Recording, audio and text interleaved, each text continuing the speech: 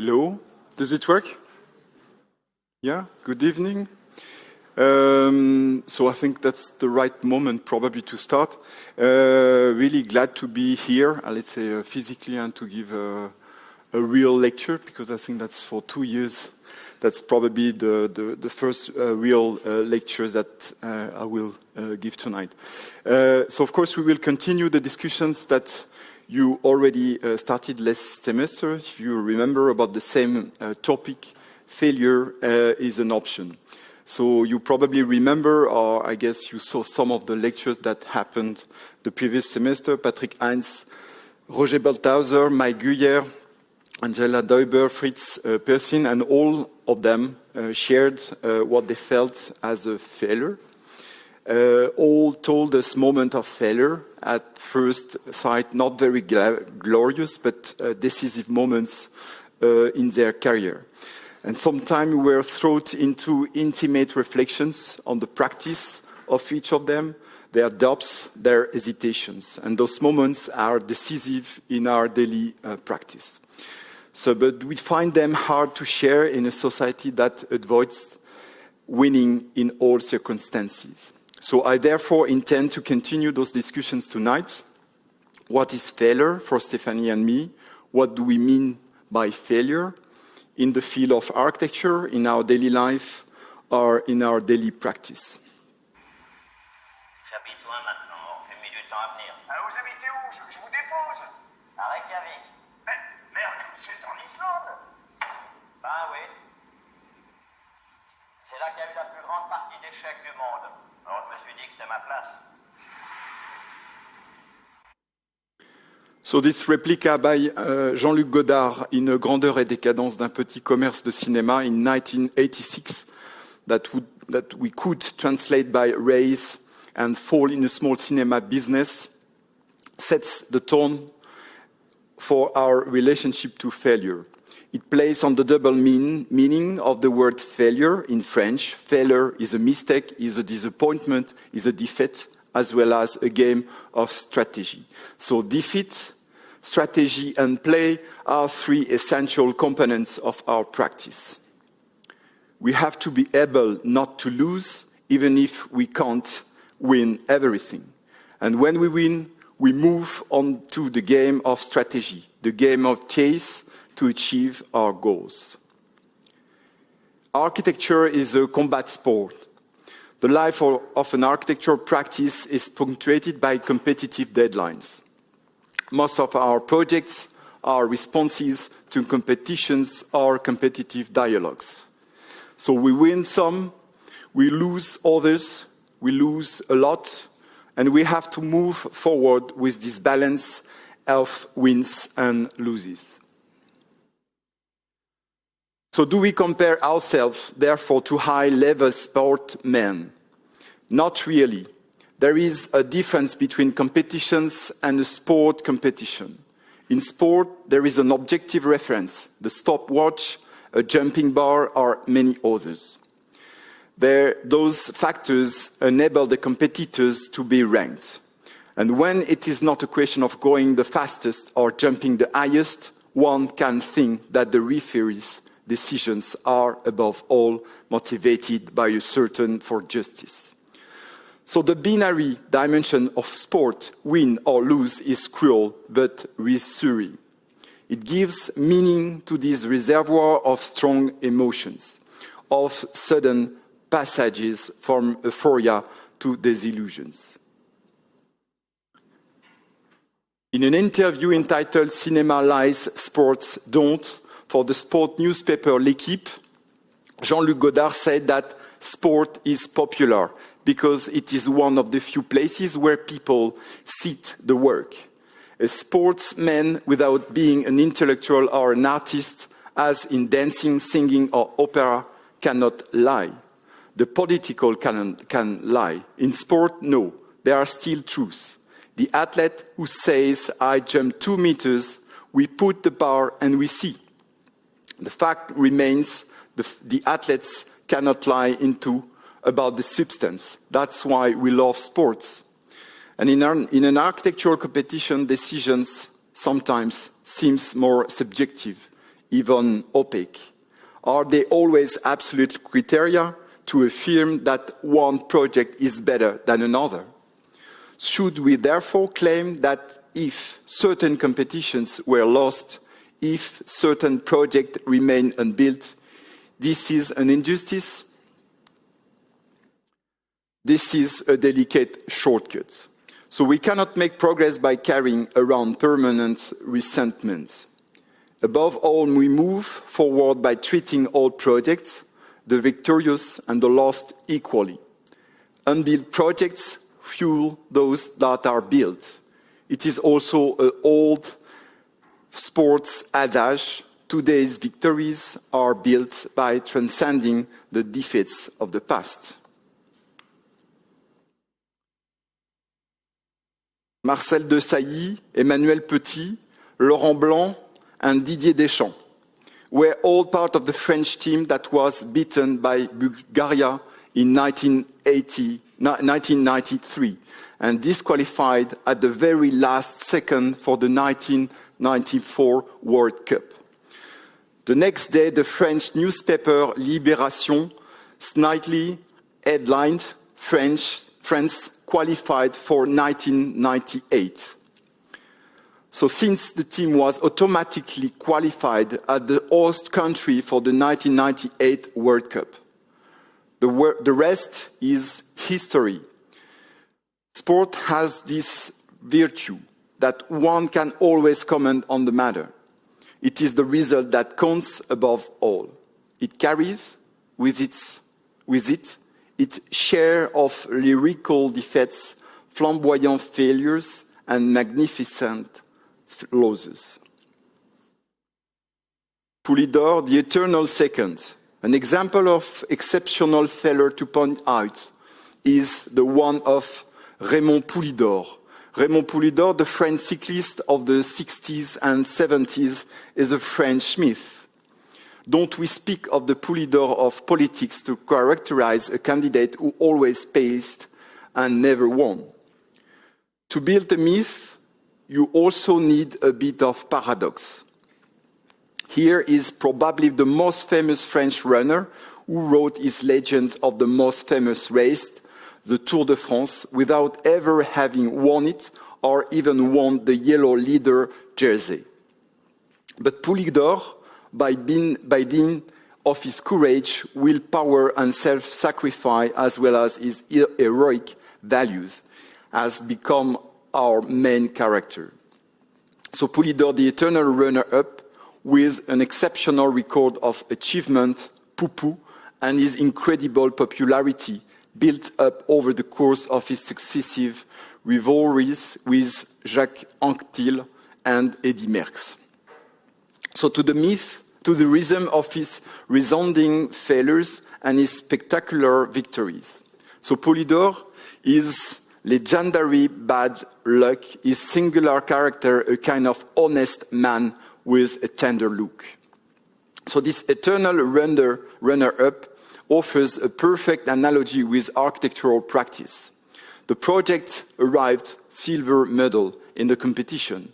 There is no doubt that those adventures paradoxically contributed to the popularity of the champion.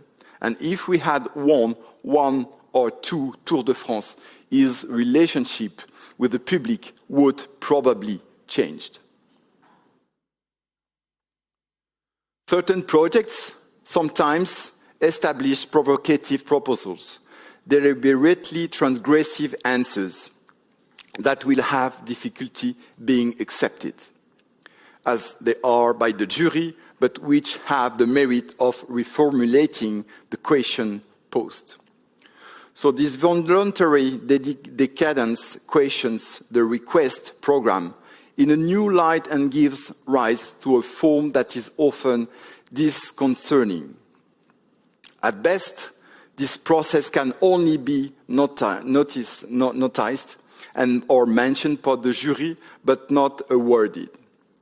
This is a risk to be taken, which may not pay off immediately, but which can set the stage for the future. At the competition for the UZ Forum in competition we did a few years ago, so which is located in a prime urban site and designed to be technically advanced and cost-effective. It is intended to serve students, researchers, and the Zurich community at large with an attractive design, encouraging interaction and inspiring visitors with its unique atmosphere. So the new building is expected to host 6,000 students and approximately 1,000 employees. In addition, the forum should serve as a hub, connecting the main university building, the hospital, and all the buildings used by the university to the surrounding neighborhood, providing a point of contact to the general public. The teaching and research facilities are at the center of the forum. It is complemented by catering, sports, and service areas. The space program is quite huge. With a special feature, 42% of the program does not require any natural light. Our proposal for the UZ Forum building has an unexpected shape, a stack of floors jagged like contour lines. This relief, as much as geographical or as architectural, refuses the functionalism of a strict response to the program, which will evolve in any case, but allows multiple appropriation and already anticipates the future of such a building. If such a proposal could not be concretized as it stands, it poses one of the obvious concerns of our work: to propose buildings that are both flexible and robust in order to adapt to the evolutive needs of institutions. Our proposal is based on the idea of multiple, dispersed forum rather than a singular, centralized spatial unit. So in contrast to a typology organized around a clearly delimited central void, informal activities are distributed throughout the building in multiple diagonal relationships through mezzanines, terraces, and balconies. At once, public space, landscape, and infrastructures, and buildings. The forum scale and location underlie a very large interface with the city of Zurich. Our architectural proposal takes advantage of those urban and landscape qualities. It exacerbates them by proposing vast activity platforms acting on the external environment, like those large terraces open on the landscape. Ultimately, the forum should function as a city within a city. Its internal spaces connected seamlessly with the urban spaces outline. It is a question of conceiving an extremely fluid space, analogous to the way in which air and light would permanently flow. Beyond their own occupations, the platforms represent reference places within the building capable of uniting people and amplifying the activities. The general concept of the structure and the distribution of techniques follows this concern of a building device resilient with future occupations. So rather than a finished building resistant to necessary changes. To conclude, making a major place for informal meeting spaces and autonomous spatial appropriation is a manifesto of the aims of academic teaching, and the refusal of a strict functionalism, even if it is to answer a very specialized program.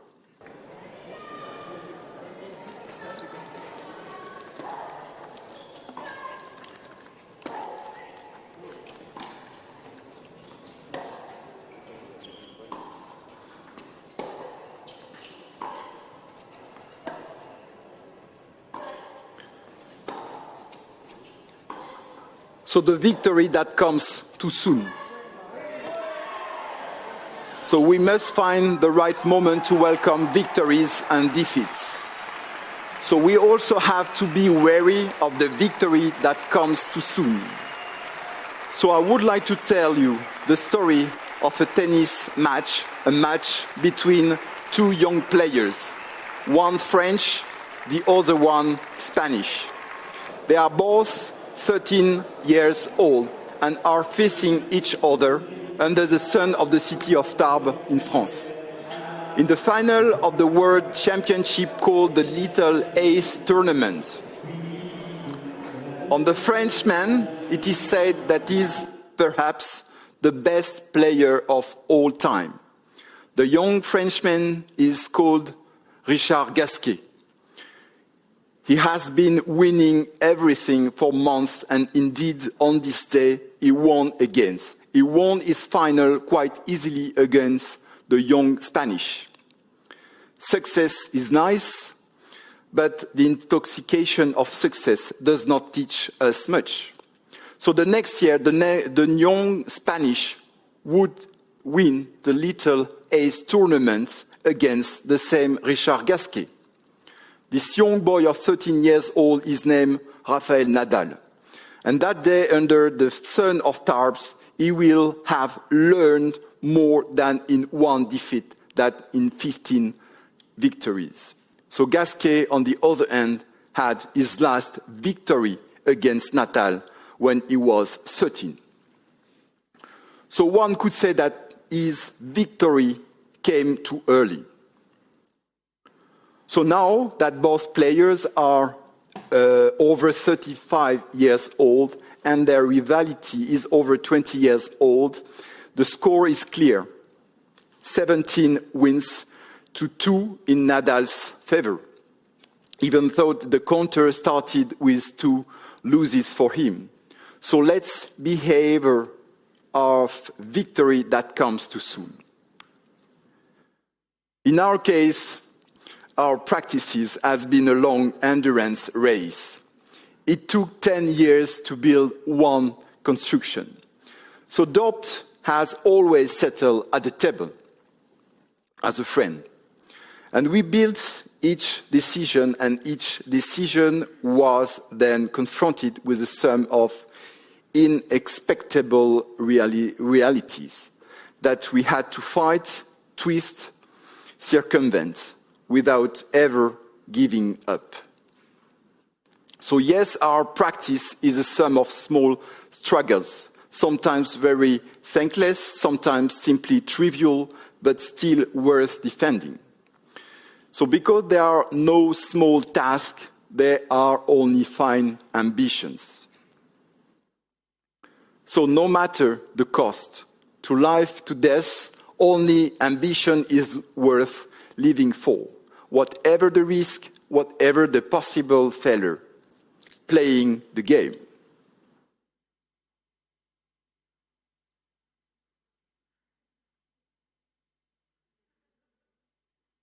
And then there are those unexpected moments, those improbable moments that put us individually or collectively in a daze, uncontrollable, like the famous match between Switzerland and France during the last Euro.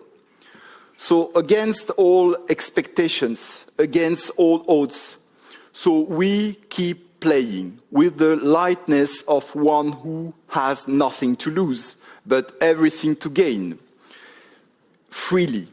And at this moment, nothing shakes anymore. We go from joy to sorrow in an equally intense way. So we will have experienced the same euphoria as during the match between Switzerland and France, but for 2 years. 2 years of a rare intensity. And yet, everything went against us. In the competition phase, we realized that the client has no program, no financing plan, and no idea what it means to be the owner of a 3,000 square meters building. So convinced that the project would not succeed in any way, So we freed ourselves from the idea that the project could fail. The only thing we were fundamentally interested in was the fact that the client did not have a program. And we had been dreaming for several years of having a client who wanted to build a building without a program. All the technical, economic, and scheduling problems became the levers of the project. So we had to produce our own responses to each adversity. So the studies were carried out with the lightness of touch, which gradually fades because the more we progress, the more everyone, and first and foremost the client, became caught up in the game of believing. So when the company's bid were open, we were 40% over the budget. Everything suggests that the project were dead once again. So we applied the same attitude, that of refusing adversity, the things that imposes itself on us, that opposes our ambitions. Then we went through all the codes, negotiated all the services one by one, without giving up. We had become wonderful calculators, happily converting square meters and euros in the service of the project. And we did not mind sacrificing the pretty details that we had fantasized about for a long time. Indeed, the project was elsewhere and we had finally understood it. So the building site began against all expectations. The companies were reluctant to start the studies because they themselves did not believe that the client would do the project for real. So the new challenges was to build the project in 9 months, because if we did not respect this timing, the client would lose all the financial support from Europe. So we were all under a lot of pressure to meet the deadline, and we all met them. So this made us fight even harder on certain points. So we had nothing to lose. It was a project where the spectrum of failure constantly loomed. Everything threatened in bringing to a halt at every step. But we managed to get the client to go along with every innovation in the program or the structure. And then there is the aftermath, when the client lives in the house. A great moment, I must say. Not only to our advantage, but is it so bad? And then comes that moment that you don't expect, almost 6 years later. The idea to extend the project because it works so well, according to the client. And the client has made his project a bit like his house. He has a lot of ideas to make it bigger, to make it more functional. So this is what he sent us 10 days ago, and it's not a joke.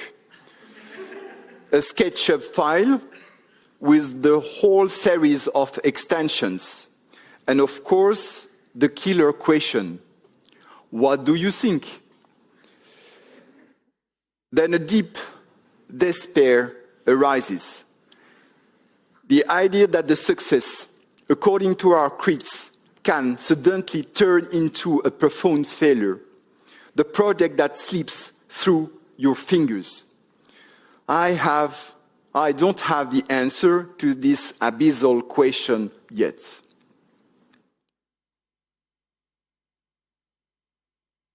The fascination with sport takes on another dimension when athletes transgress the rules of their discipline, sometimes at the risk of being overwhelmed by their own hubris. So failure sometimes occurs when the champion, believing himself to be invincible, fights the wrong fight. Novak Djokovic, now Novak's Djokovic. knows his body down to the last joint. But when he refuses the vaccine and defies the Australian state, he runs to defeat. McEnroe. McEnroe was a player of considerable skill and finesse. His volleying touch considered the best tennis has ever seen. So the subtle nuances is displayed at net, which was just a sliver, and his wide arsenal of shoots stood out in sharp contrast of his boisterous outbursts between the lines, which often overshadowed the depths of his game. So McEnroe was controversial, immensely competitive and prone to outbursts, but there could be not disputing his enormous talent.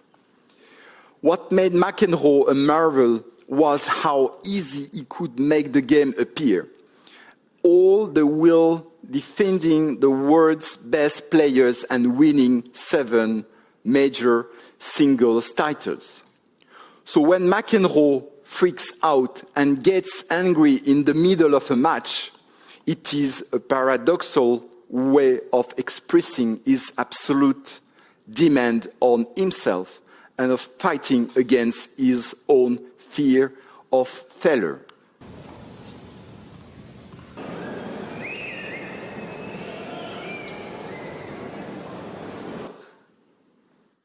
The empire of perfection.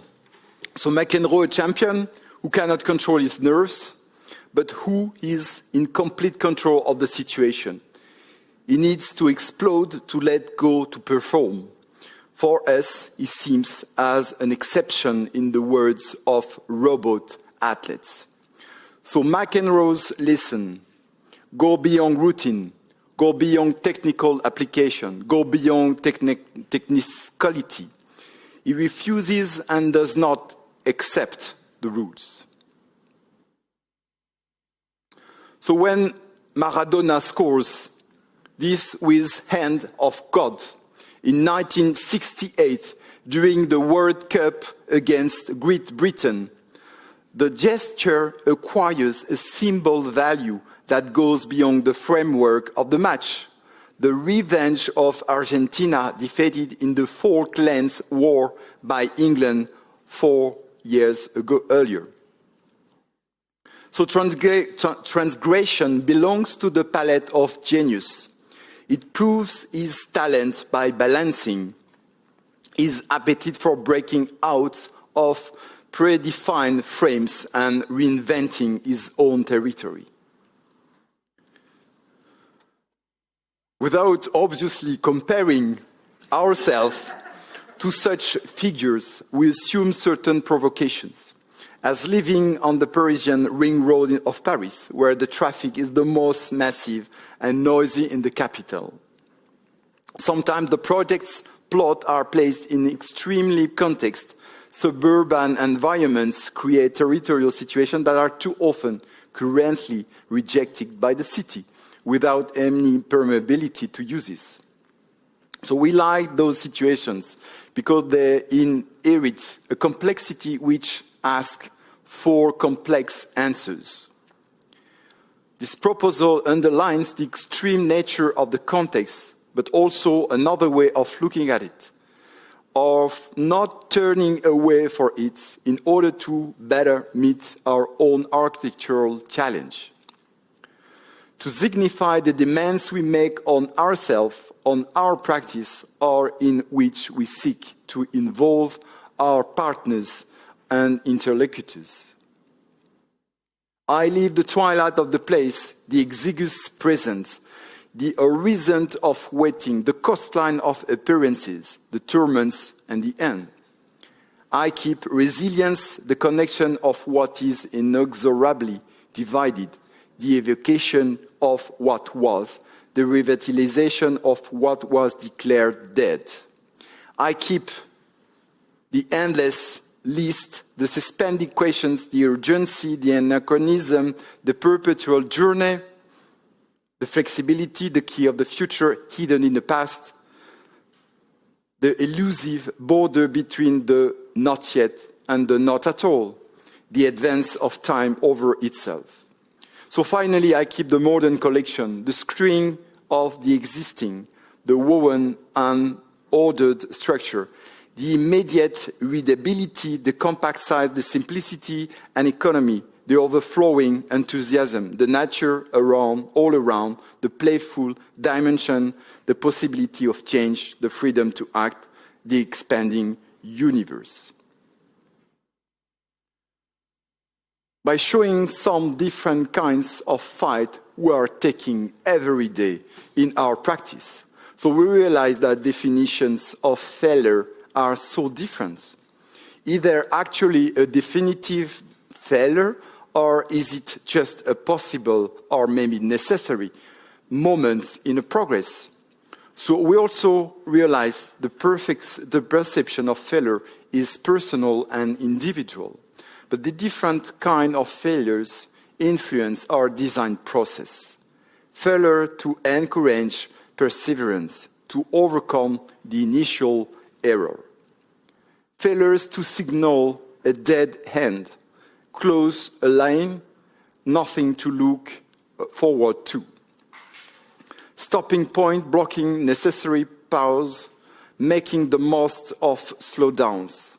Linked to our daily experience, containment, shutting down the city, allowed to see with another filter, or even unfiltered. Homeschooling, improvisation of government measures, good resolutions of confinement or after confinement, a different relationship to time and efficiency. Strategic failure. We try a solution that we don't like, but that everyone else recommends, just to show that it does not work or to convince others to follow up on another path. Even if it is less reassuring, experiment and opinion. The project as a scientific experiment, it is not so much the result that counts as the simple fact of managing to re-ask the question correctly. So in science life, problems do not arise by themselves. We could also say that in architecture, projects do not arise by themselves. They have to know how to pose them as we pose a problem and not to be afraid of not providing the whole solution. So the solution will be built by the future of the building. And bug in the matrix, something that worked before that no longer after an update due to an evolution of standards practices. So it is therefore necessary to be one step ahead of those changes. Hence the interest in testing materials, energy performance, and so on. So endurance, confrontation, and tenacity. So when we construct building, we are in all endurance race. An endurance that should not lead us to lower our standards. Does architecture have to be efficient? So architecture, in fact, is subject to the requirements of standards, savings, deadlines to be as inexpensive and energy efficient as possible. However, it must not be satisfied with ready-made answers. The efficient character of a building comes when it transcends the comfort of the standards. But those standards are also evolving. We must be able to anticipate their obsolescence, to put them in check so that they renew themselves. So in this respect, we can say that in our projects, we move from one performance to another. All the components of a project have to prove that they remain sharp, that they are not vulnerable to failure. But to achieve this, we must also consider their possible failure and imagine the necessary firewalls. To make architecture is to make war. The only difference is that in architecture, there is no victory.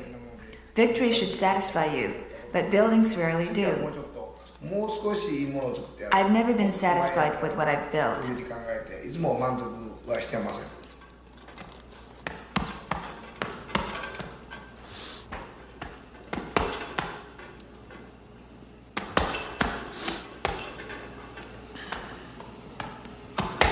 ボクシングでいつも精神的に集中してつま先で立って前へ前へ Progressing or regressing in one's development really depends on the subject.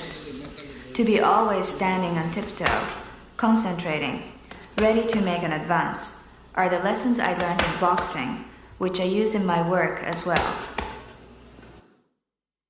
So this race echoes the words of Tadawando, who, after having practiced boxing, always likes to draw comparisons between the two disciplines. So in boxing, as in architecture, one does not so much come to seek victory as to seek tenacity. So back to chess, a game of strategy and optimism. So game of strategy, each of the two terms, game and strategy, are equally important. So this image was shot during the World Chess Championship 1972 and shows challenger Bobby Fischer from the United States and defending champion Boris Spakis of the Soviet Union. And the match took place in Reykjavik, Iceland, and has been dubbed the match of the century. So chess games is the process of playing the game, which is the most exciting part. In chess, there is always an analysis made of the match, showing every move and maneuver, studying the structure, examining the tactic. Victory and failures become just a side event, forced through the search for heroes, myth, and winner. This is an interesting image regarding our practice of architecture. And in the end, we have to focus not as much, bit more on the process and against who will actually competing playing. In which context do we play work and how do we react to the different fields of competition? Revealing the complexity of the discipline, everything happens at the same time. Multiple questions are raised and have to be answered. So the excitement, a slippery moment. Carrying out an architectural project means playing multiple simultaneous games of chess with different partners. And we do not necessarily know all the answers of the questions that we ask. Do we know the exact answers to all the questions we are asked? Of course not. Ideally, we would like our interlocutors to search for the answer with us. But this process also involves a certain amount of improvisation, which we claim. We can propose a first solution as a test. Will it work or not? We have to look at it, and sometimes we won't have the justification of this solution until later. So do we act in the same way as the car industry?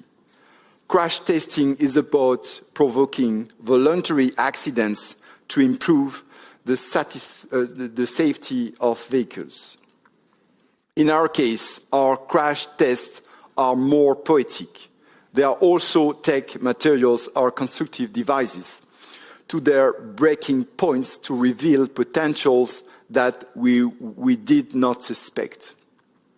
As well expressed by Roman Signer's work entitled The Art of Destruction. So our teaching is essentially based on those investigations. It is not a matter of giving students tips on how to design a beautiful facade or set up a program, but that they experiment by themselves their relationship with programs, politics, way of life, technique, technology, science, and so on. That they find themselves new assemblies. that they confront their scales, their resistance, their expressiveness, their accuracy, their cleverness, or just their performance. All this while going beyond established standards and solutions. It is necessary to find a scientific method by going against previous knowledge. So borderline investigations means, to this end, constantly exploring all the fields. It is in the interdisciplinarity, it means pushing back the borders of the discipline. Scientific thoughts are the expression of errors and obstacles, but we must not be afraid to work on the ingratitude of the material either. So this trial and error approach takes the form of an investigation of the capacities of matter. So this experimental knowledge also fits our practice. It allows us, as well as the students, to define methodologies to integrate the limits of the built device. Crisis and failure are an integral part of the research process. It also allows us to get to know the materials intimately in order to create a smooth, flat glass facade. We needed to triturate the glass to reshape it, sometimes to give it the appearance of a much rawer carapace. In the exhibition Motor, Action, Forme we have in Bordeaux, most of the pieces we show are prototypes of a particular kind. Many pieces have been produced by students who have followed our studio. The first exploration we undertake with the students is an application of this point of view. Each group of students are given a first image and make an iconographical research from this image. And this exercise allows them to create their own understanding of the image and to build an imaginary from an image.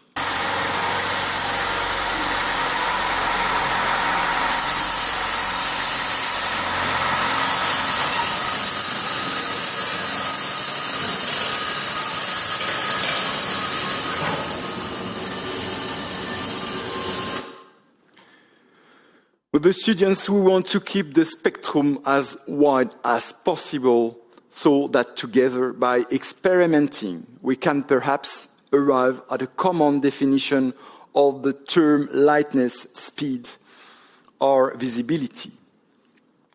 In the meantime, what we do together every week is to explore the field of our uncertainty. Approaching in different fields also helps to find new methodologies for architecture, methodologies to make failure a productive moment in the process.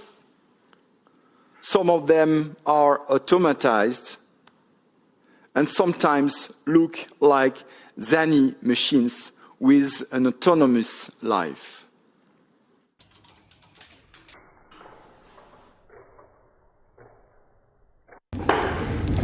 This tube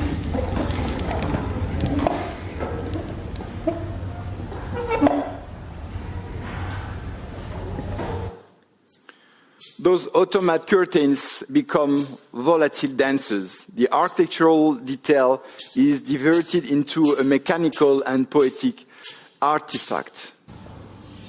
Or this electronic balance, whose movement is perpetuated as infinite thanks to the motorized counterweight.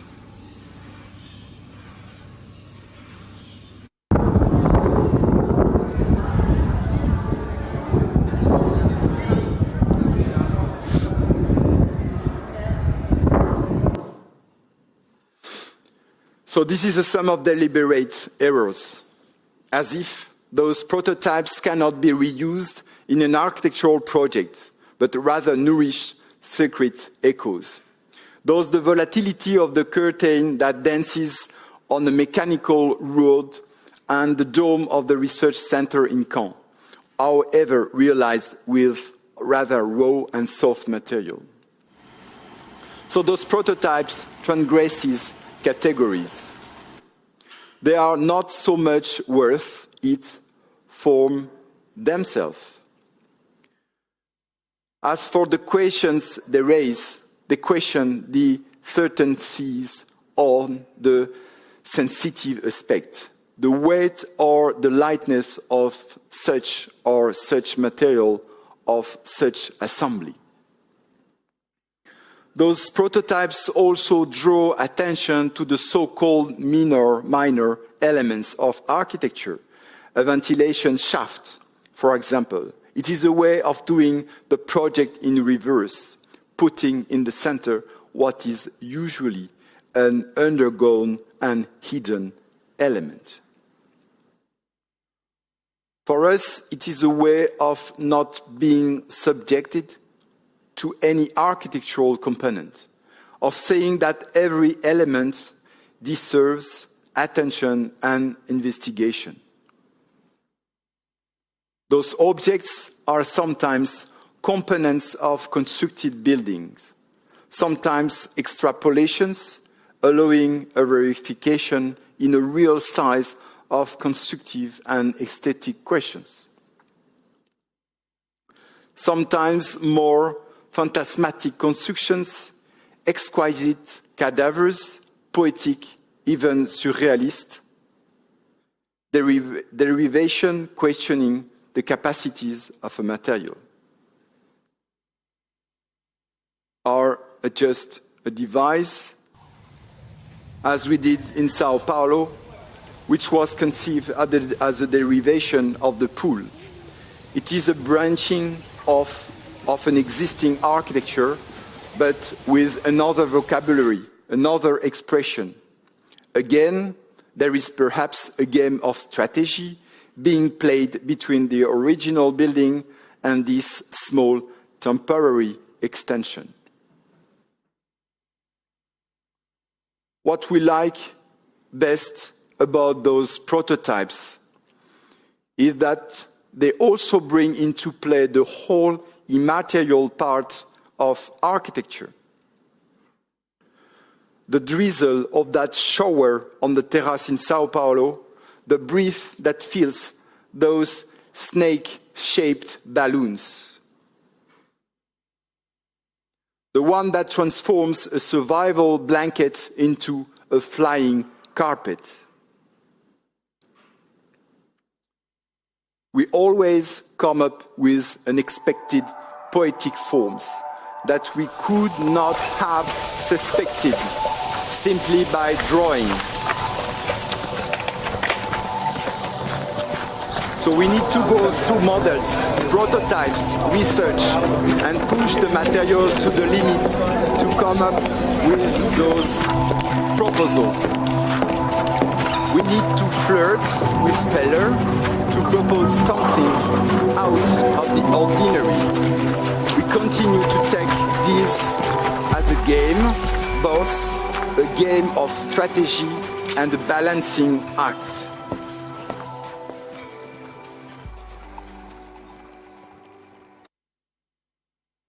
And we continue to look for partners, to involve them in those investigations, not to try to defeat them, but to share our confidence and our optimism.